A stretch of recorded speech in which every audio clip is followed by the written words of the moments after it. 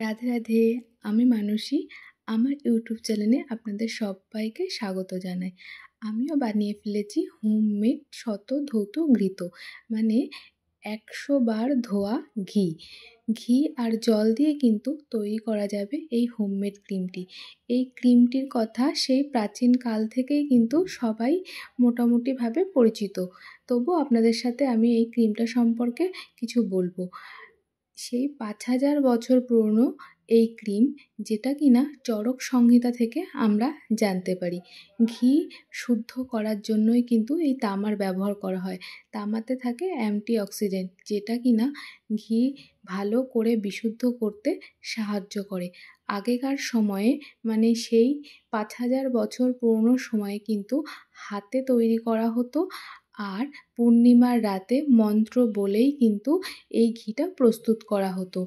যতটা পরিমাণ ঘি নিতে হবে ঠিক ততটা পরিমাণই কিন্তু জল নিতে হবে। তারপরে 1 থেকে 100 বার পাক দিয়ে সেই জলটা ফেলে দিতে হবে।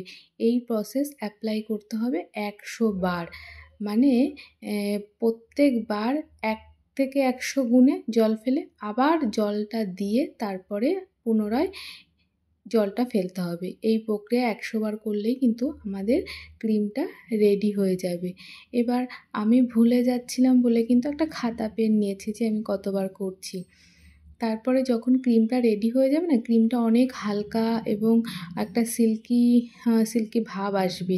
আর এই ক্রিমটা দিনে এবং রাতে দুবারই কিন্তু লাগানো যাবে। আর এই ক্রিমটা ব্যবহার করে না হালকা হাতে একটু মাসাজ করতে হবে, যাতে ক্রিমটা স্কিনে টেনে নেয়।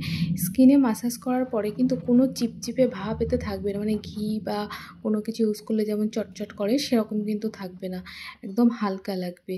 আর সানস্ক্রিন হিসাবেও কিন্তু এই ক্রিমটাকে ব্যবহার করা যেতে পারে। সানস্ক্রিন হিসাবে যে আমরা যেসব সানস্ক্রিন আলাদাভাবে ব্যবহার করি সেটা না করে এই একটা ক্রিম কিন্তু খুব উপকারী। যাদের ত্বক শুষ্ক তাদের জন্য যেমন উপকারী, যাদের ত্বক অয়েলি তারাও কিন্তু এই ক্রিমটা ব্যবহার করতে পারবে। মানে অল স্কিন টাইপ সবাই কিন্তু সমানভাবে এই ক্রিমটাকে ব্যবহার করতে পারবে। তাছাড়া যদি পুড়ে যায় হঠাৎ করে, আমরা তো পুড়ে গেলে নানারকম ক্রিম লাগাই বা কখনো কখনো ঘরোয়া পদ্ধতি অবলম্বন করি, তখনও যদি হাতের কাছে এই ক্রিমটা থাকে আর যদি লাগিয়ে দেওয়া যায় তাহলে কিন্তু জ্বালা পোড়াটা অনেকটাই কমে যাবে।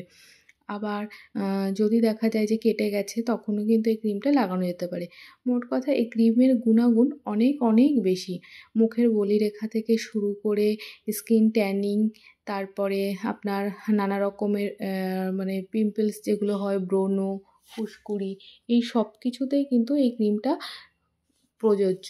মানে সবের সমস্যার একটাই সলিউশন, শতধৌত ঘৃত। আপনারা অবশ্যই একবার কিন্তু ব্যবহার করে দেখতে পারেন। আমি এটা অনেক আগে শুনেছিলাম, কিন্তু বানাবো করে না বানানো হচ্ছিল না। ব্যাস বানিয়ে তো ফেলেছি। আর স্টোর করে রাখাটাও খুব সোজা। এয়ারটাইট একটা কন্টেনারে বেশ ভালো করে রাখলে এটা ভালো থাকবে। কিন্তু আমি মনে করি ফ্রিজে রাখাটাই ভালো। আমি তো ফ্রিজে রেখেছিলাম, তাহলে ক্রিমটা বেশ গাঢ় থাকে। আর যখন মুখে অ্যাপ্লাই করব তখনও বেশ ঠান্ডা ঠান্ডাও থাকে, আর লাগাতেও বেশ ভালো লাগবে। আর ব্যবহার করলে স্কিনটা বেশ ঠান্ডা হয়ে থাকে, আর অত বেশি ক্রিমটাও ওরকম চটচটে থাকবে না। এমনিও যখন হালকা মাসাজ করা হবে তখন এই ক্রিমের চটচটা ভাবটা একদমই থাকবে না। তবুও আমার মনে হয় যে ফ্রিজে রাখলে বেশ ভালো লাগে। এটা আপনাদের নিজস্ব মতামত, আপনারা কীভাবে রাখবেন। তবে কেমিক্যালবিহীন এই ক্রিমে না আছে কোনো পার্শ্ব প্রতিক্রিয়া, না আছে কোনো কেমিক্যাল। একদম কেমিক্যালবিহীন একটা প্রোডাক্ট, যেটা শুধু স্কিনের জন্য উপকারই করবে। আমি বলবো একটু কষ্ট সাপেক্ষ হলেও অবশ্যই একবার ট্রাই করবে দেখতে পারেন।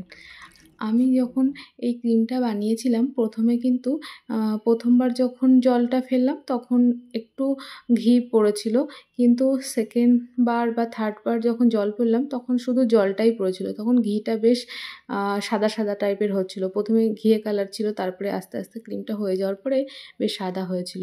এই যে 100 বার ঘোরানোর পর, মানে ধোয়ার পরে এই ক্রিমটাই আমার এসছে। এবার কিছু কন্টেনারে রাখার আগে আমি ফ্রিজে কিছুক্ষণ রেখেছিলাম বাদবাকি জলটা ফেলে দেওয়ার জন্য। তারপরে জলটা ফেলে দেওয়ার পরে ক্রিমে মানে কৌটোতে ভরে নিয়েছি। আর এভাবেই অল্প অল্প করে লাগিয়ে হালকা হাতে ম্যাসাজ করেছি যাতে স্কিনে অবজার্ভ হয়ে যায়।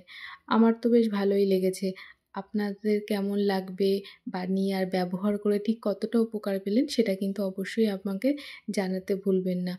আর আমার মনে হয়েছে এই ক্রিমটা সব্বার জানা উচিত আর একবার হলেও অবশ্যই ব্যবহার করা উচিত। তাই জন্যই ভিডিও দিলাম।